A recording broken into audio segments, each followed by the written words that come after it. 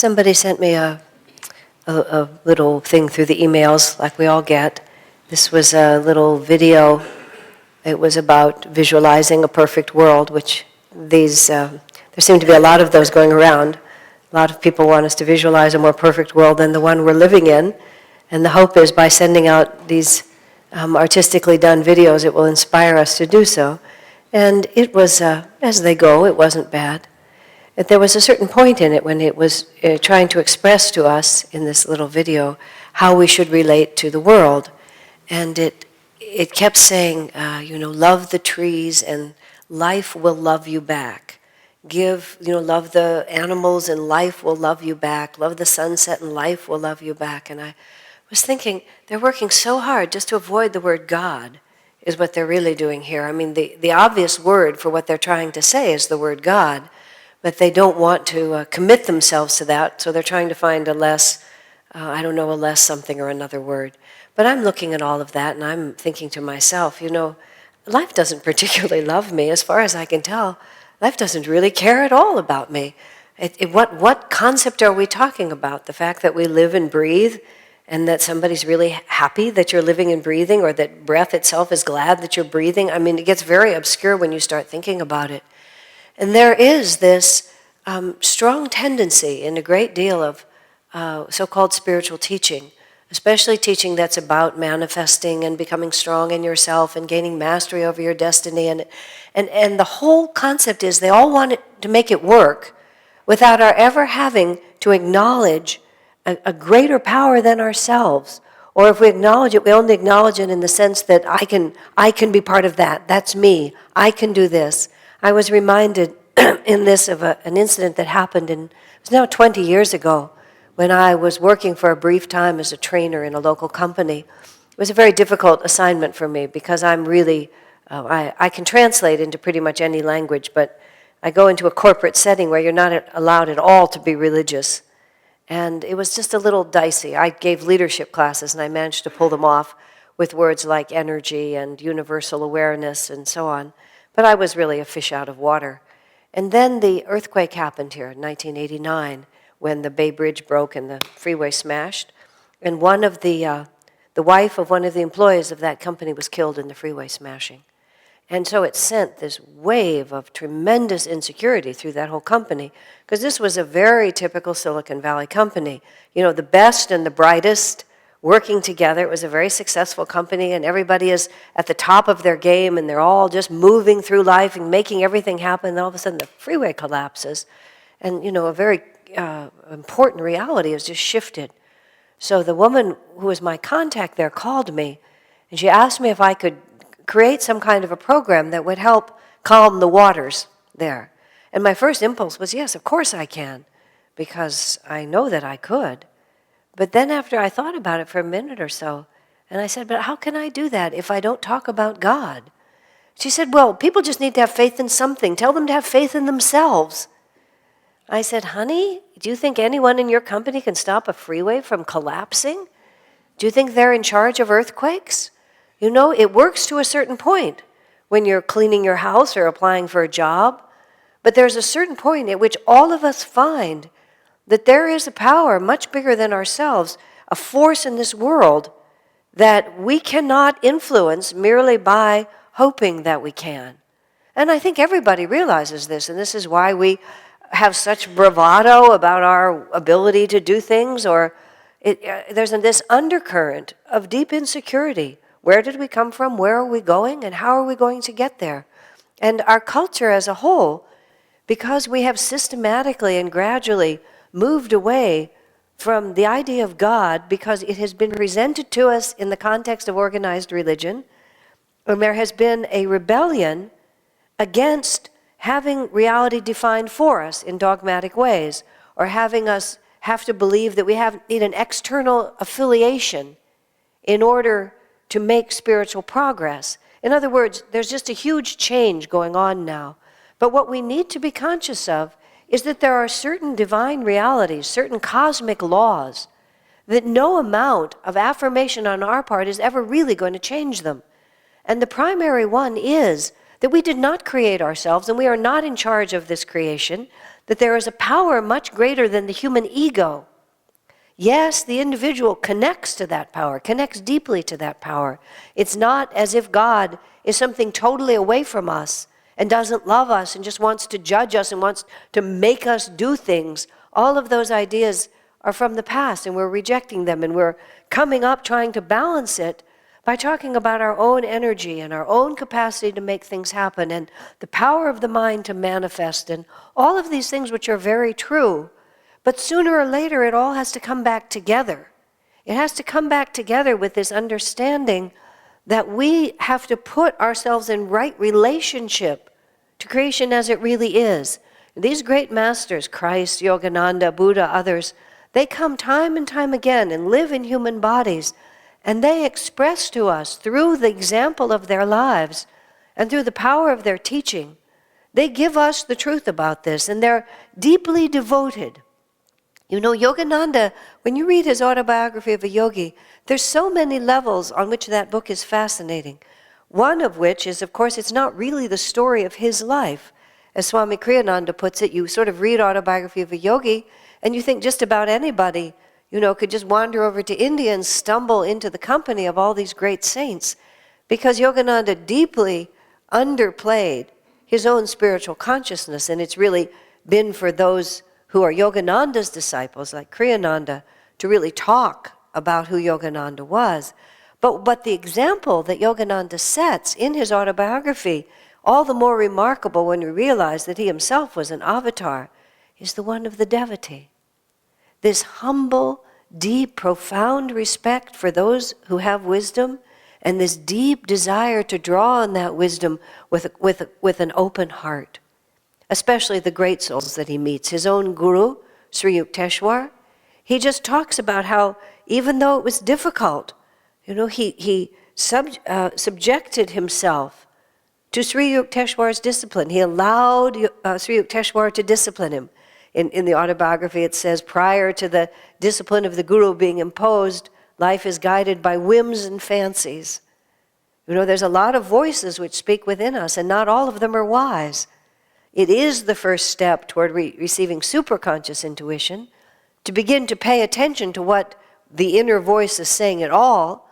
Sometimes people live simply and entirely defined by the world around them. All of their values, all of their fashions, all of their sense of what should happen is all just absorbed from the outside in. So it's a very valid stage of personal growth to stop and ask the question, who am I?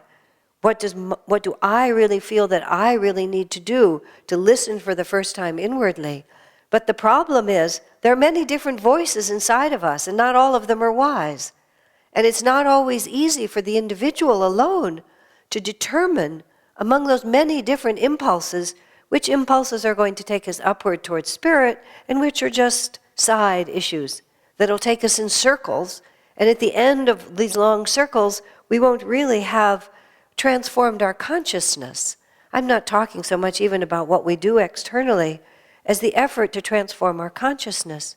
So Yogananda sets us this example, and he himself was already self-realized, but he sets us this example of deep devotion to those souls who have wisdom. All the years he describes, 10 years in his master's hermitage, where Sri Yukteswar disciplined him day after day after day, until he refined out of him every contrary impulse except that which was truly divinely inspired. Yogananda talks about his relationship to Master Mahashaya, who was a very humble, very, very humble devotee of another great master, Sri Ramakrishna, and how deeply inspired Yogananda was to be in his company. And Yogananda, all through his book, he talks about God, he talks about Divine Mother, he talks about Krishna, he talks about Christ, he talks about these forces that are much bigger than our egos that we have to receive in ourselves. Now, what we have to understand is there's no fundamental conflict between this idea of being a devotee, this idea of receiving wisdom from where it already exists, and the idea that we ourselves have unlimited personal potential.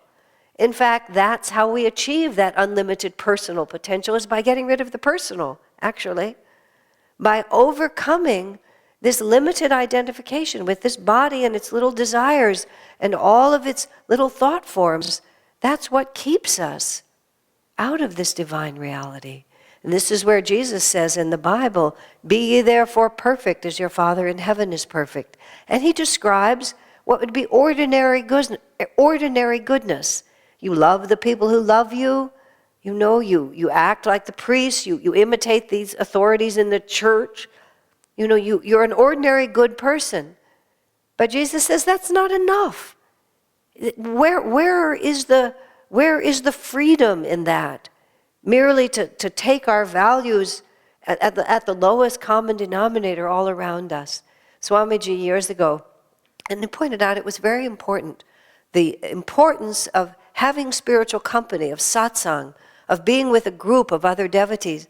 Because otherwise, if you only associate, as he put it, with very short people, you will get the impression that you are quite tall.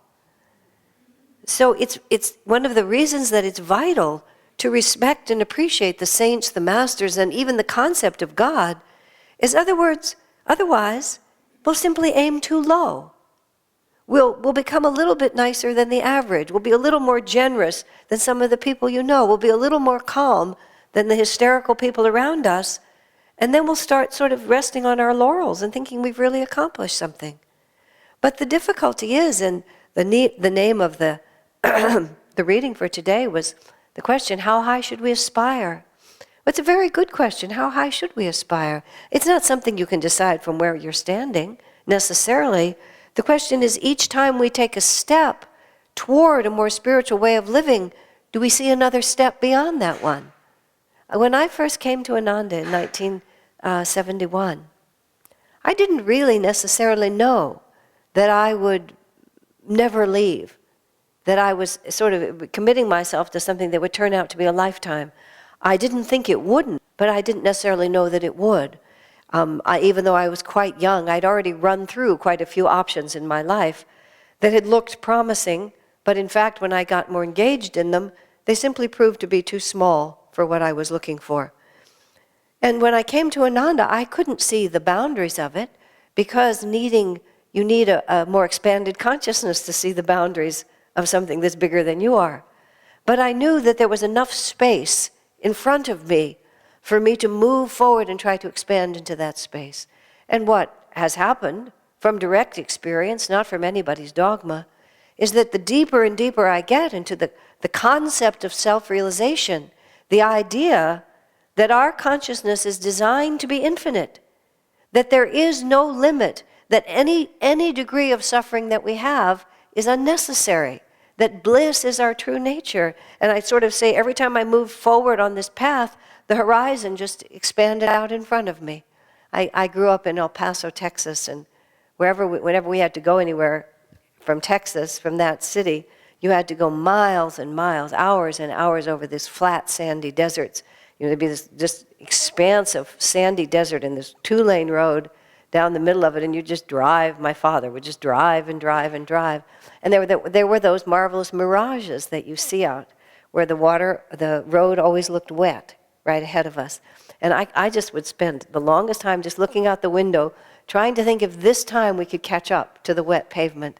But always by the time you got up to the edge of it, whatever the visual illusion was, it would be gone. And I've often, in retrospect, thinking about my experience of being a devotee all these years, is that the edge of it has been a little bit like that mirage. Whenever I think, oh, this much, now I really have something, then all of a sudden I realize that the edge has gone out beyond me, and that there's still all this road in front of us to acquire. In my relationship with Swami Kriyananda, every so often when I think I finally have some sort of grasp of what his consciousness is like, he just moves it out just a little bit farther. Because how high we can aspire is really entirely a question of how much do we want to suffer and how much bliss do we want to have. And nobody is going to tell us that we must do one thing or another. Jesus says, "Be ye therefore perfect," because he wants us to understand that our true nature isn't just to be a little bit good. Our true nature is to be absolutely free. And not everyone in the world is even interested in that. Many people are quite content with less. I was always amazed when I was younger, before I came onto the spiritual path especially, how I want to use the word humble, but how unimaginative people's aspirations were for their lives. I was born, of course, for this path, so I was not going to be content with anything less. But it pained me to imagine that we were just going to sort of grow up and live and just sort of just do a little bit of stuff and then die. I mean, it just seemed like we were born for a greater destiny than that. I didn't know the New Testament because I was raised in Judaism, and Judaism never really told us to do much except to be righteous, be good, be just, which was sort of like the given.